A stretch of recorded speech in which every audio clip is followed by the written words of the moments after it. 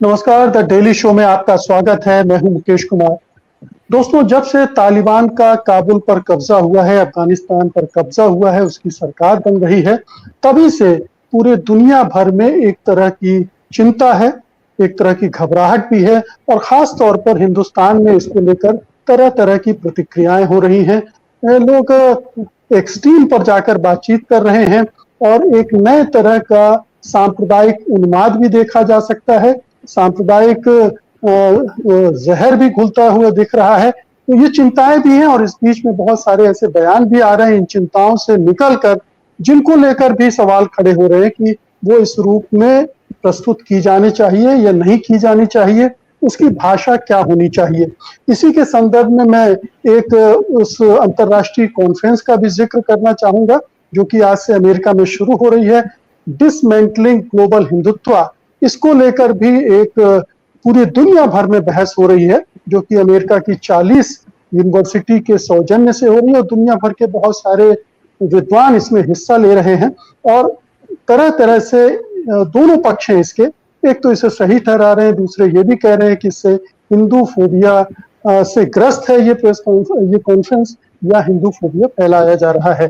तो इन तमाम चीजों पर को समेटते हुए आज हम बात करेंगे कि सार्वजनिक संवाद में हमारी भाषा क्या होनी चाहिए, किस तरह से सावधानी बरती जानी चाहिए। मसलन अगर जावेद अख्तर ये कह रहे हैं कि तालिबान और आरएसएस में कोई फर्क नहीं, दोनों एक जैसे हैं और उस पर आपत्ति हो रही है, चिंताएं जाहिर की जा रही हैं, अभियान चलाए जा रहे हैं, तो क्या ये ठीक है, या जावेद अख्तर साहब ने बिल्कुल दुरुस्त फरमाया है, या इसके पहले नसीरुद्दीन शाह ने अपना जो 54 सेकंड का वीडियो जारी किया था, जिसमें उन्होंने 3-4 उल्लेखनीय बातें की थी, जिनकी हम जब बातचीत शुरू करेंगे उनका जिक्र भी आएगा और उनका पोस्टमार्टम भी करेंगे। तो वो उस अंदाज में और उस कंटेंट पर किसी को प्रतिक्रिया देनी चाहिए उसके साथ या नहीं, ये बड़े सवाल हैं आज की हमारी इस चर्चा की।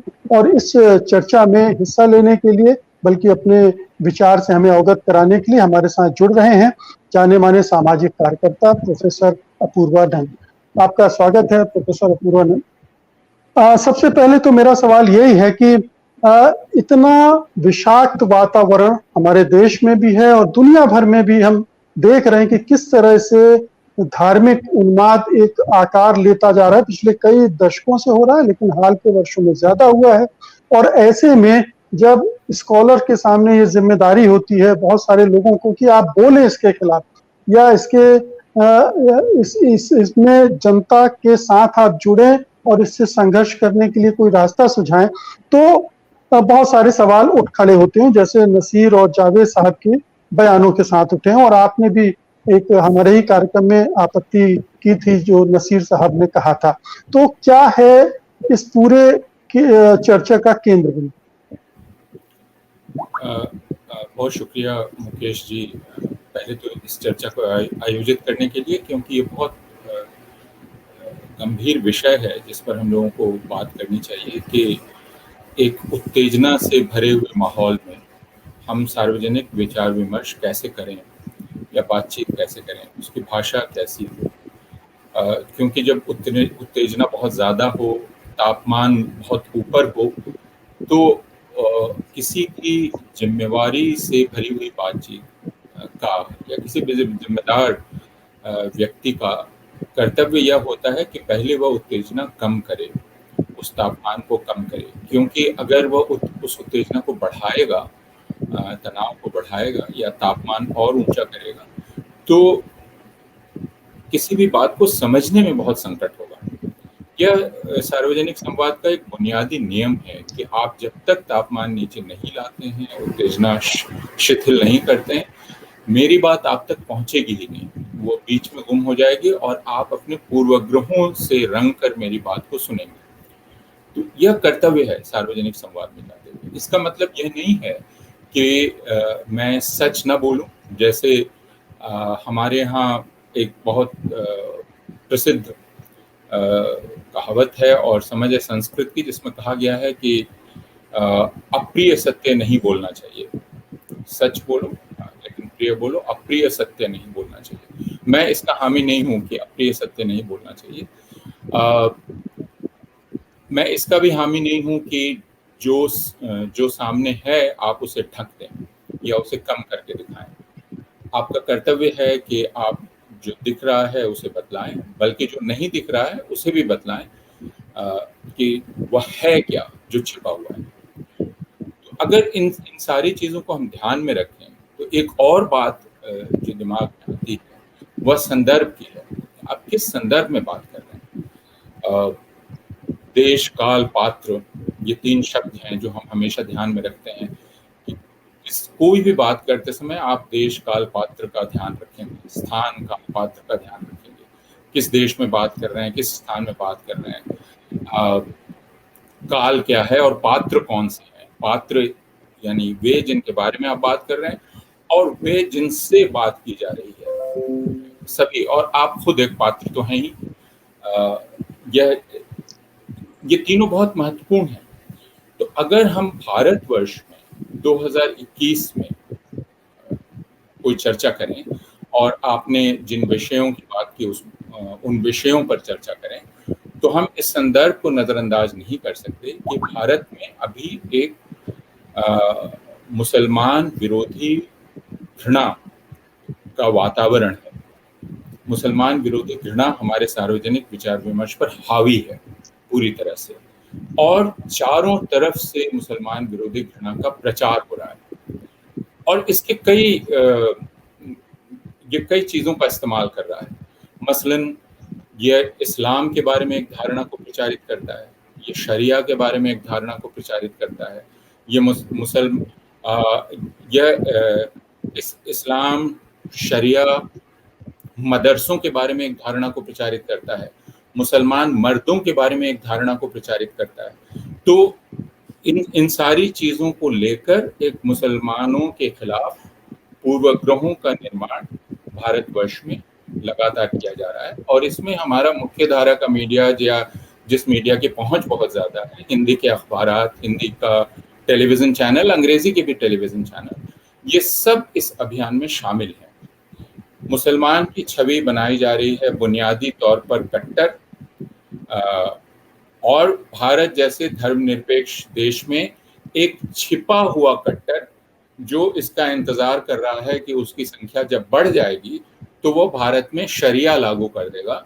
और शरिया की भी एक खास समझ लोगों में प्रचारित की जा रही है, जैसे पश्चिम में भी प्रचारित की जाती है, यह कि मुसलमानों की संख्या जब बढ़ जाएगी तो हिंदू उनके अधीन हो जाएंगे। तो और मुसलमान मर्द दरअसल बहुत ज़्यादा यौन ऊर्जा से भरे हुए होते हैं, और वे हिंदू और मुसलमानों में एक संगठित साजिश चल रही है कि वे गैर मुसलमान लड़कियों का अपहरण करें, उनको फुसलाएं, अपने यहाँ ले जाएं। तो यह सारा कुछ अपूर्वानंद जी, ये कर लूं उसके बाद। तो और यह कि यह सिर्फ भारत में नहीं है, इस्लाम चूंकि बहुत सारे देशों में है तो इसका खतरा बहुत ज्यादा है, भारत घिरा हुआ है।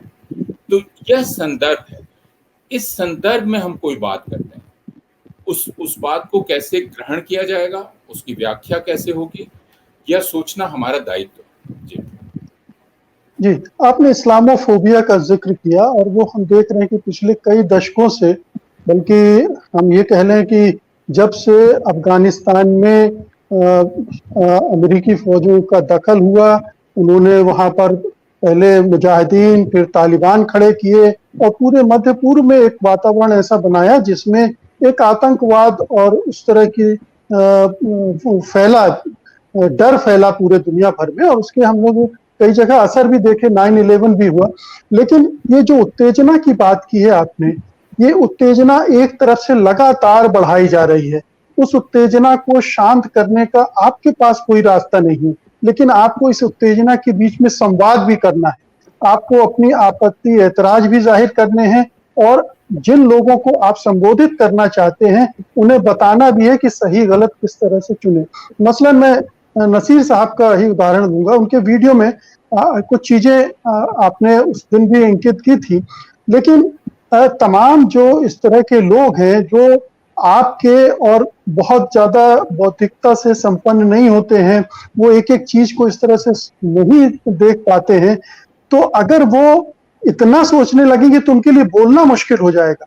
तो वो किसी तरह का हस्तक्षेप भी नहीं कर सकते हैं, क्योंकि ये माहौल ही ऐसा है कि कौन से शब्द का क्या अर्थ निकाल लिया जाएगा। आप जानते हैं, तोड़ने मरोड़ने में मणिशंकर अय्यर जब नीच कहते हैं किसी को, तो उसके किस तरह से दूसरे अर्थ निकालकर उसको चुनाव में भुना दिया जाता है। तो ये खतरे तो रहेंगे। इन्हीं खतरों के बीच में कबीर भी पाथर पूजे हरि मिले भी कह देते हैं और तमाम तरह के सच बोलते हैं। तो ये मुझे थोड़ा समझना है आपसे कि ऐसे में क्या सावधानी कैसे बरते कोई। आपने नसीर साहब के वीडियो का जिक्र किया और वो बहुत ज़्यादा चर्चा में है और इसीलिए मैं कहता हूँ कि बोलने वाला कौन है, बोलने वाले का कद क्या है, यह खुद उसके ध्यान में रहना चाहिए। क्यों? और यह कि कौन उसको सुनने के लिए उत्सुक है। तो एक बात तो यह होती है कि आप अपनी पोजीशन साफ कर दें, जैसे मुकेश कुमार जी और मैं अपनी पोजीशन साफ कर दूं कि साहब तालिबान पर मेरी ये पोजीशन है और मैं मुक्त हो जाऊं। अगर यह है कि ये मेरी पोजीशन है, अब मैंने रिकॉर्ड पर ला दिया और मैं मुक्त हो गया, इतना ही भर है, तब तो बात अलग है।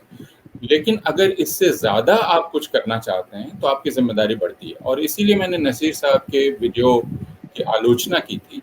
मैंने यह कहा था कि उन्होंने अपने वीडियो में बहुत कम समय में बहुत सारी बातें कहने की कोशिश की है और उन बातों में काफ़ी उलझाव है और इसका कारण यह भी है कि वे इस्लाम के बारे में जो सतही धारणाएं प्रचलित हैं, खुद उन धारणाओं को दोहरा रहे हैं उसमें। जैसे यह धारणा कि इस्लाम अपरिवर्तनशील है और इस्लाम में आधुनिक समय में ही सुधार हो रहा है और आधुनिकता और इस्लाम का एक बैर है और भारतीय मुसलमानों को यह तय करना है कि उन्हें भारतीय किस्म का इस्लाम चाहिए या बाहर का इस्लाम चाहिए। तो बाहर का इस्लाम का मतलब क्या सिर्फ वहाबी इस्लाम है? अगर खुद आप अफगानिस्तान में ही देखें तो जो संगीतज्ञ मारा गया, जिसको तालिबान ने मारा, वह भी तो मुसलमान ही था।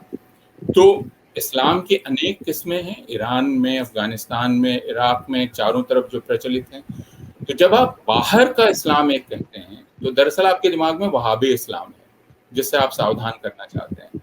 तो जब आप एक सार्वजनिक वक्तव्य ही देने जा रहे हैं तो आप वहाबी इस्लाम ही बोलिए, आप बाहर का इस्लाम ना बोलिए, ठीक है। और फिर आप कहते हैं कि क्या हम बर्बरता की तरफ लौट जाएंगे?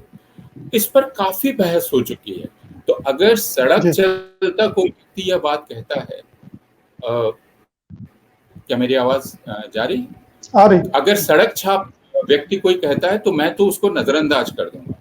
लेकिन अगर एक व्यक्ति जो पढ़ने लिखने सोचने के कारोबार में जो जिंदगी लगाता है, वो ये कहेगा कि जो तालिबान कर रहे हैं वो मध्यकालीन बर्बरता है, तो मुझे सोचना पड़ेगा कि आप मध्यकाल के बारे में क्या सोचते हैं, क्योंकि ये पूरी तरह से एक आधुनिक परिघटना है। जो तालिबान है या इस्लामिक स्टेट है या राष्ट्रीय स्वयंसेवक संघ है या विश्व हिंदू परिषद है, ये मध्यकालीन नहीं है, ये आधुनिक है और इसको इसी रूप में कहना पड़ेगा। तो मेरी आपत्ति यह थी कि नसीर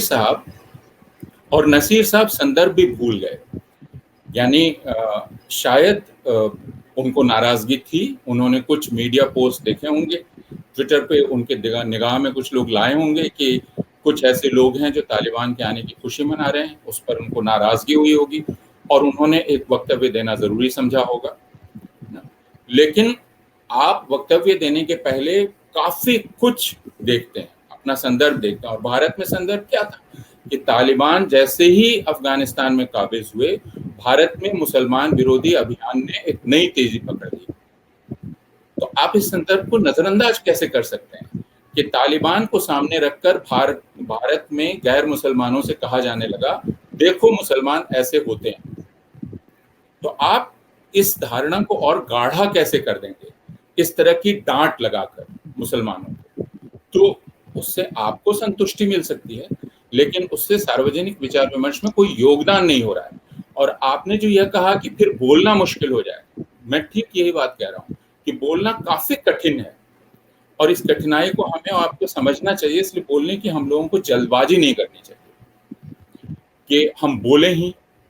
कोई कहे कि नहीं, आपने पिछली बार ये वक्तव्य दिया था, आपने कहा था कि भारत में यह हो रहा है, इससे मुसलमान डरे हुए हैं, तो ये कहना चाहिए भाई मेरा नाम नसीरुद्दीन शाह है, और मैं इसका शिकार हो सकता हूँ।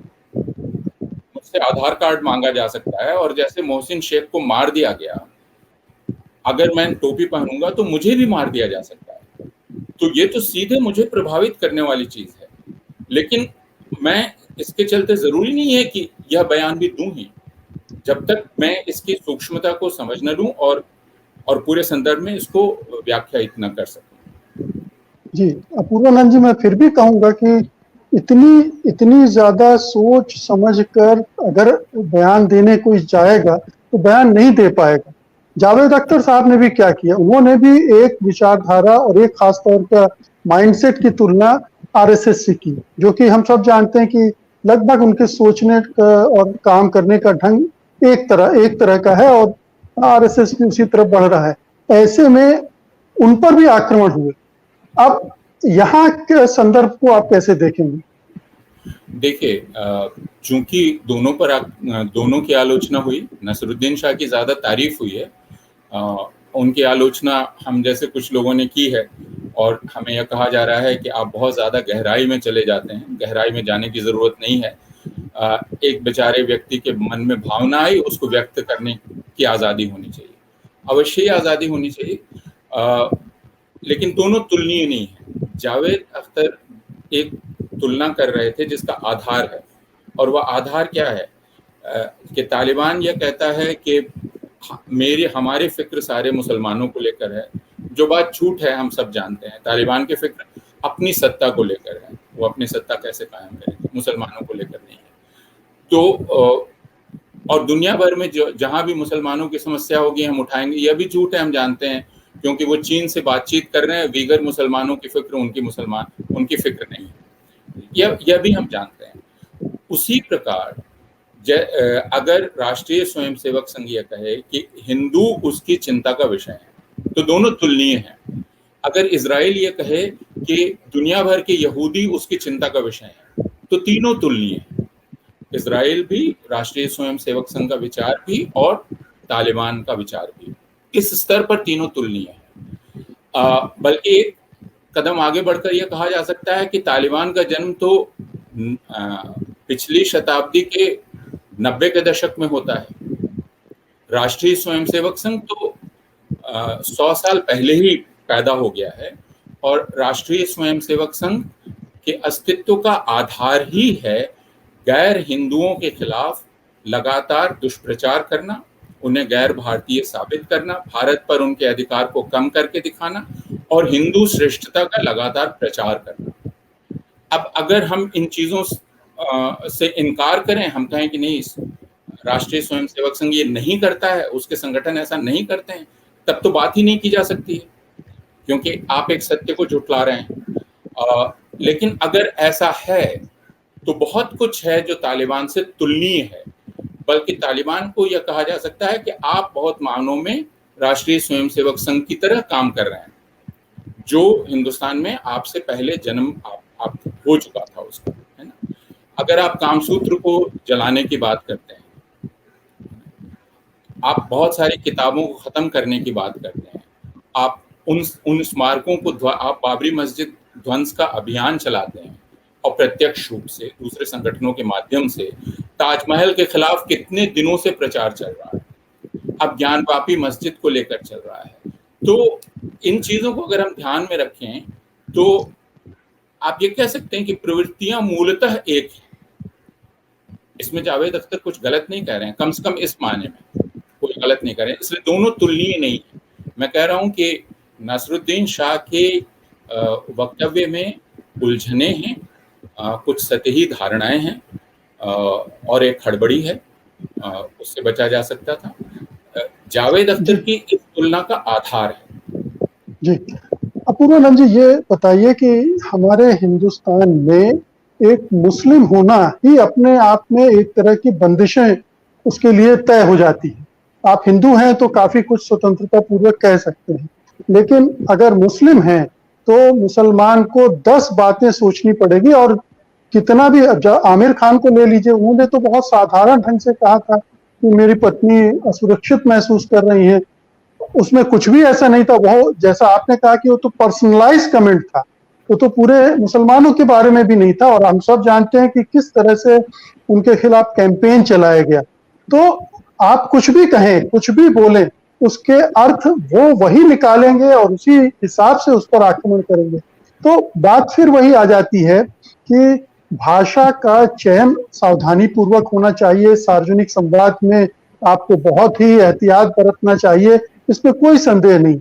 लेकिन ये इतनी ज्यादा भी नहीं होना चाहिए कि एक तरह की सेंसरशिप फील करना लगे आम आदमी, और खासतौर पर ऐसे लोग जो जिनसे अपेक्षा की जाती कि ऐसे मौके पर बोले।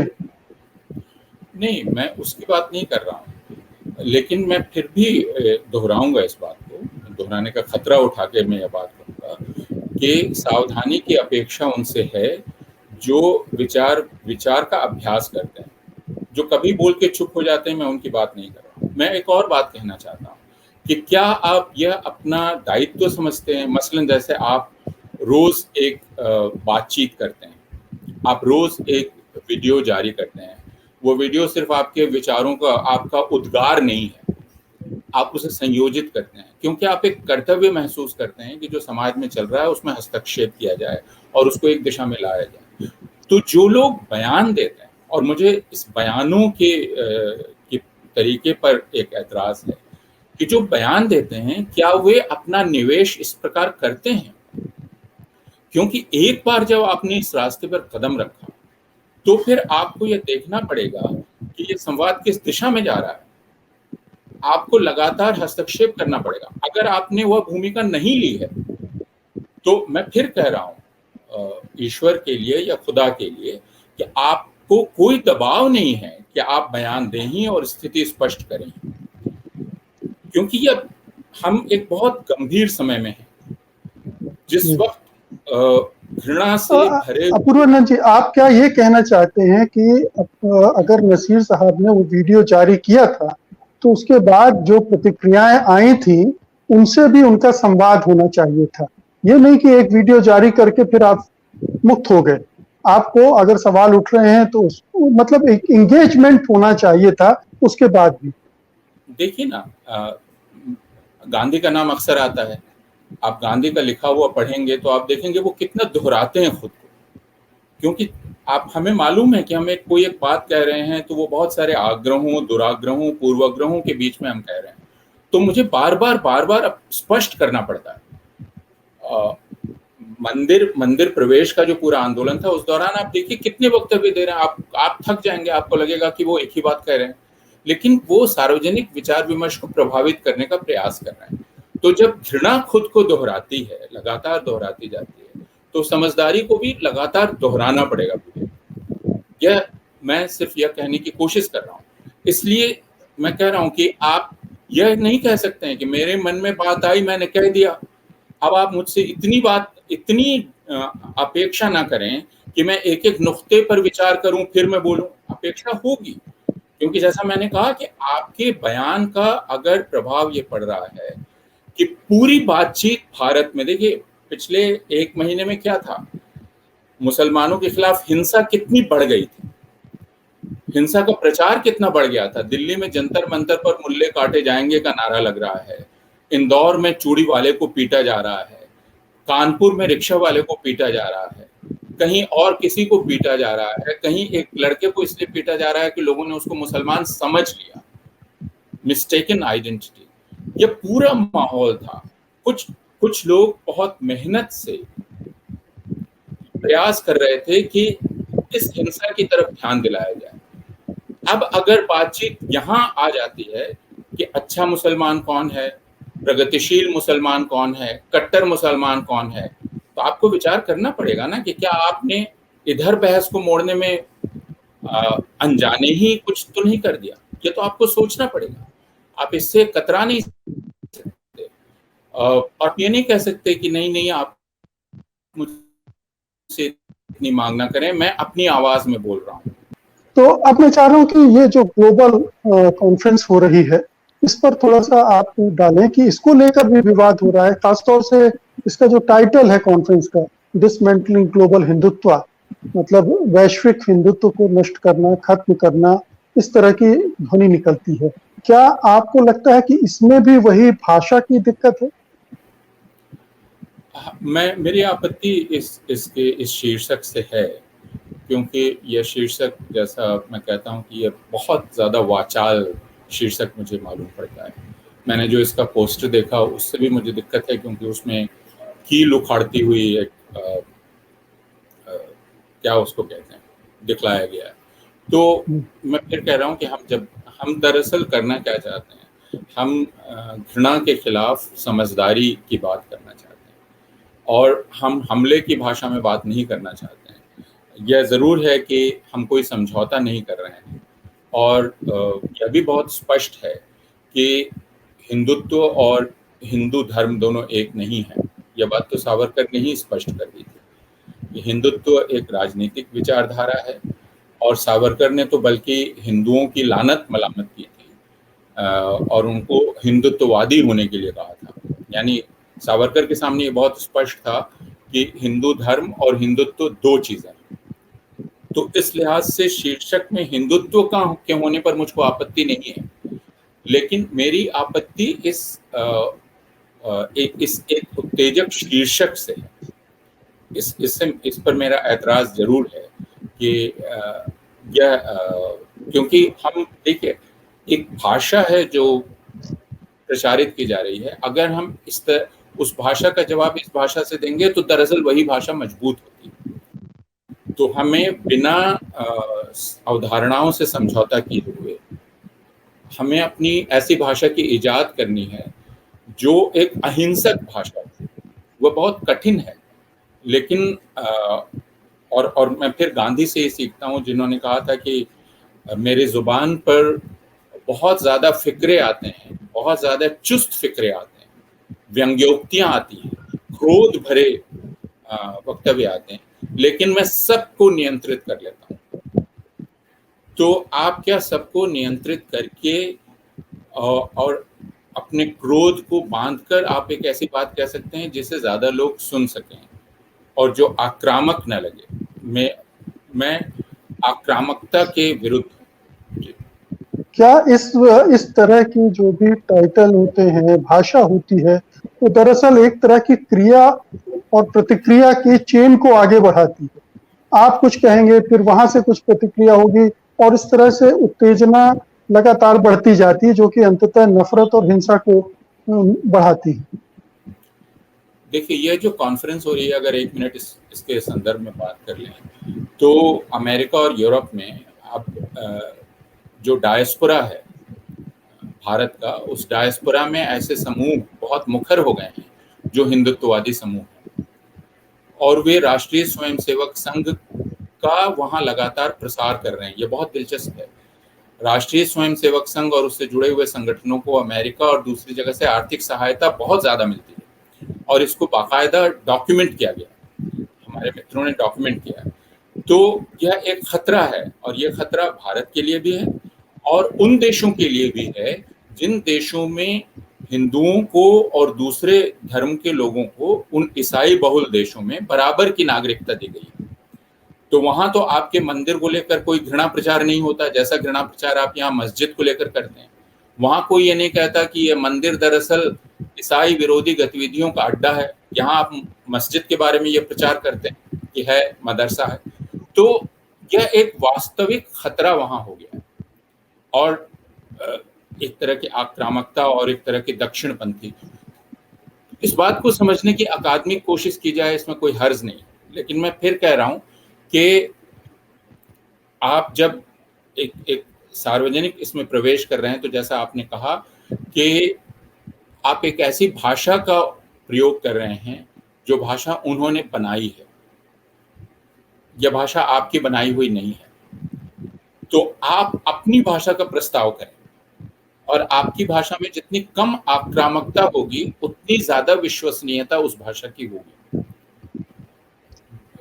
धीमेपन से, कम मुखरता से कोई हर्ज नहीं है। आपको डर लगेगा कि लोग मुझे नहीं सुन रहे हैं।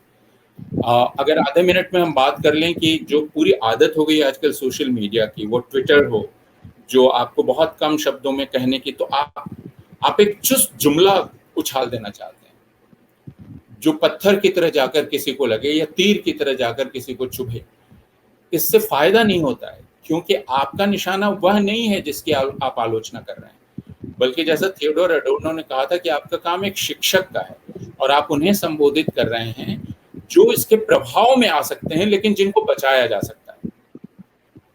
तो आप उनको संबोधित कर रहे हैं, लेकिन अगर आप उनके सामने अविश्वसनीय हो जाएंगे अपनी आक्रामकता के कारण, तो आपकी बात पहुंचेगी ही नहीं। जी, तो इस कॉन्फ्रेंस को लेकर आपने सही कहा कि अब माहौल ऐसा बन गया है कि जो पार्टिसिपेंट्स हैं, जो आयोजक हैं, उनको हत्या की धमकी दी जा रही है, लाखों मेल लिखे जा रहे हैं, ये कहा जा रहा है कि हिंदू फोबिया से ग्रस्त हैं ये आरोप जो लग रहे हैं, उनको कैसे देखते हैं? देखिए, एक तो यह पश्चिम में कुछ लोग हैं जो अब चूंकि इस्लामोफोबिया का जिक्र होता है, एंटीसेमिटिज्म का जिक्र होता है, और एंटीसेमिटिज्म एक बहुत ही वैध श्रेणी है ना। एंटीसेमिटिज्म अस्वीकार्य माना जाता है पश्चिम के सारे देशों में, दूसरे देशों में।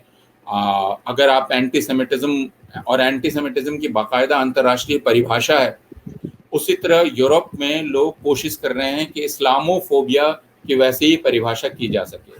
इस्लामोफोबिया हो सकता है एक अपर्याप्त शब्द है, लेकिन इस्लामोफोबिया की परिभाषा की जा सके। अमेरिका में बाकायदा इसकी कोशिश की जा रही है इस्लामोफोबिया की परिभाषा की जा सके।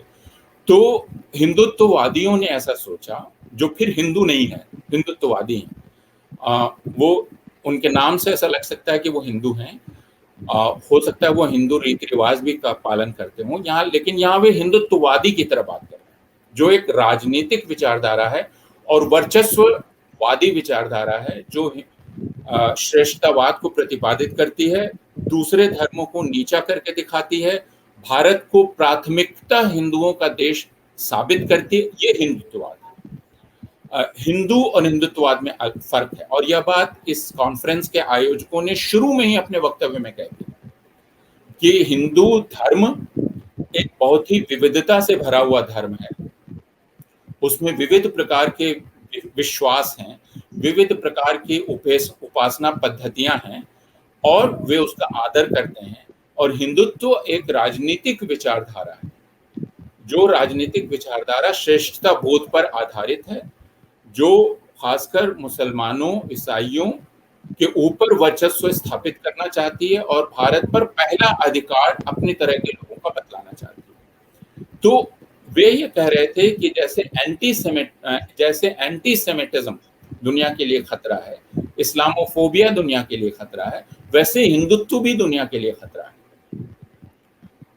तो लेकिन ये जो हिंदुत्ववादी हैं, इन्होंने अपने विरोध को कहा नहीं, ये हमारा विरोध नहीं हो रहा है, ये हिंदुओं का विरोध हो रहा है, हमारी आलोचना नहीं हो रही है, हिंदुओं की आलोचना हो रही है। ये बहुत स्पष्ट है कि ये हिंदुओं की आलोचना नहीं है, ये हिंदुत्ववाद की आलोचना है, हिंदुत्व की आलोचना है, हिंदुत्व की राजनीति की आलोचना है, या सावरकर की अवधारणा की, राष्ट्रीय स्वयंसेवक संघ की अवधारणा की आलोचना है। और इसका हिंदू देवी देवताओं, हिंदू जीवन पद्धतियों, हिंदू उपासना पद्धतियों पर यह कोई प्रतिकूल टिप्पणी नहीं कर रही है, या उन्हें यह नहीं कह रही है कि हिंदू चूंकि बहुदेवोपासक होते हैं इसलिए मूर्ख होते हैं, वो अहमक होते हैं। यह कोई नहीं कह रहा है। यह नहीं कह रहा है कि वो अंधविश्वासी होते हैं, वो पिछड़े हुए लोग होते हैं। ऐसा इस कॉन्फ्रेंस में यह चर्चा का विषय ही नहीं है। कॉन्फ्रेंस की चर्चा का विषय यह है कि जैसे पूरी दुनिया में दक्षिण पंथ, नस्लवादी दक्षिण पंथ का उभार हो रहा है, उसमें हिंदुत्व उस अंतरराष्ट्रीय श्रेष्ठतावादी नस्लवादी उभार का एक हिस्सा बन गया है, और इस हिंदुत्व को समझना और इसकी आलोचना करना बहुत आवश्यक है। तो अंत में मैं आपसे चाहूंगा कि हमारे दर्शकों के लिए थोड़ा आसान करके बताएं कि सार्वजनिक संवाद में, क्योंकि हमारे दर्शक भी कमेंट लिखेंगे, टिप्पणियां करते हैं, वो भी फेसबुक और ट्विटर और इंस्टाग्राम वगैरह में सक्रिय हैं, तो वो भी अपने स्तर पर एक संवाद कर रहे होते हैं बहुत सारे ऑडियंस के साथ, बहुत सारे लोगों के साथ। तो एक उसका क्या एक दायरा हो सकता है, एक क्या मापदंड हो सकता है जिसको वो अपने दिमाग में बैठाकर अपनी भाषा का इस्तेमाल करें? मैं ये समझता हूँ कि हर बोलने को बोलना नहीं कहा जा सकता। हम और आप जब वाणी का प्रयोग करते हैं, भाषा का प्रयोग करते हैं, तो हमारा लक्ष्य जोड़ने का होना चाहिए। मैं आपसे जुड़ूँ, आप मुझसे जुड़ें, मैं आपको समझने की कोशिश करूँ, आप मुझे समझने की कोशिश करें। मैं आप पे हमला ना करूँ, मैं आपको अलग ना करूँ। ये प्राथमिक उद्देश्य है, जो लोगों ने कहा है। भाषा का उद्देश्य यही है कि मैं आपको खोज सकूँ, उसमें उत्सुकता होनी चाहिए। दूसरे की बुनियादी शर्त ये होनी चाहिए कि हम ये देख के चलें कि जो समाज में सबसे कमज़ोर है, हम उसके पक्ष में खड़े हैं या नहीं हैं। अब इसके लिए एक बहुत ही नैतिक ईमानदारी की ज़रूरत है, बहुत ज़्यादा अध्ययन की आवश्यकता नहीं है। यह देखने के लिए कि भारत में जो दलित हैं, वे कहाँ किस स्थिति में हैं, भारत में स्त्रियाँ किस स्थिति में हैं, भारत में मुसलमान किस स्थिति में हैं। आप ये नहीं कह सकते कि नहीं सब सब तुलनीय हैं, सब बराबर हैं, सब इत्मीनान से हैं। तो अगर हमारे पास ये नैतिक ईमानदारी है तो हम समझ सकते हैं, और हमारा दायित्व तो ये होता है कि हम इनकी तरफ खड़े होकर बोलें, इनकी तरफ से बोलें, और हमेशा हम अपनी परीक्षा करते रहें कि हम जो बोल रहे हैं, अपने बोलने की आपको लगातार परीक्षा करनी पड़ेगी, और आपको वाचालता से और चीख चिल्लाहट से जितना दूर आप ले जा सकें संवाद को, अगर आप ऐसा कर सकते हैं तो बहुत अच्छा है। मैं जैसे सोशल मीडिया पर देखता हूँ, बहुत सारी यूट्यूब चैनल्स हैं, बहुत, लेकिन वो जो कैप्शन लगाते हैं वो चीखते हुए कैप्शन होते हैं। इससे मुझे बहुत परेशानी होती है। लोगों का कहना है नहीं नहीं ध्यान ही नहीं जाएगा। कुछ लोग ये कहते हैं कि नहीं नहीं देखिए, असल में एल्गोरिदम जो है वो इस तरह का है कि अगर हम ये नहीं लगाएंगे कि उन्होंने लगाया चांटा फलां को, उन्होंने लगा दी आग। अब आप ये भाषा ही देखिए, हिंदी में हम आमतौर पर कहते हैं हमारी क्रिया जो है अंत में आती है। मुकेश कुमार जी ने अपूर्वानंद से बात की, अपूर्वानंद ने मुकेश कुमार को यह उत्तर दिया, लेकिन अखबार कैसे आजकल लिखते हैं, उत्तर दिया अपूर्वानंद ने, हमला किया मुकेश कुमार ने। तो यह कुछ हमारे पूरे स्नायु तंत्र पर भी असर करता है। इन सारी चीज़ों का अध्ययन होना बाकी है, भारतवर्ष में नहीं किया गया है। लेकिन हम सब लोग समझ तो सकते ही हैं कि आप तो पत्रकारिता से इतने दिन से जुड़े हुए हैं। आप ये देखिए कि हिंदी के अखबारों की सुर्खियां पिछले 20 वर्षों में किस तरह बदली हैं, किस तरह क्रियापद बीच में आ गए हैं। बल्कि अखबारों को से ज्यादा टेलीविजन की बदली, और टेलीविजन की भाषा का असर अखबारों पर पड़ा। अखबार पर पड़ा, और फिर सोशल मीडिया पर, जिसको जनतांत्रिक कहा जाता है, उसमें लोगों को जल्दी आकर्षित करने के लिए हमने इस प्रकार की सुर्खियां लगाना शुरू कर दी। चांटा लगाया, तमाचा लगाया, आग लगा दी, है ना, मुंह बंद कर दिया, बोलती बंद कर दी। हमें इन तमाम चीज़ों पर सोचना पड़ेगा। कुछ लोग कह सकते हैं कि ये बाल की खाल निकालना हुआ, लेकिन मैं मानता हूं कि ये बहुत ही ज़रूरी है। जी, तो दर्शकों, संवाद की भाषा को सीधे-सीधे शब्दों में समझा दिया है अपूर्वानंद जी ने। आप समझ लीजिए कि जब भी आप कुछ लिख रहे हैं, तो लिखते वक़्त क्या आप ये सोच रहे हैं कि आप किसी पर हमला करने जा रहे हैं? किसी के खिलाफ नफ़रत पैदा करने जा रहे हैं? हिंसा हो सकती है क्या उससे? ये 2-3 चीज़ें हैं, अगर आप लिखते वक़्त ध्यान रखेंगे, तो अपने आप उसमें से ये जो सार्वजनिक संवाद की भाषा में ये कुरूपता आ जाती है, उससे बच सकेंगे और ज़्यादा योगदान कर सकेंगे संवाद में भी और समाज में भी। बहुत-बहुत शुक्रिया प्रोफेसर अपूर्वानंद इस गंभीर बातचीत के लिए। उम्मीद है कि हमारे दर्शक इसे देखेंगे भी, आत्मसात भी करेंगे। बहुत-बहुत शुक्रिया। नमस्कार। सत्य हिंदी का ऐप डाउनलोड करें गूगल प्ले स्टोर पर।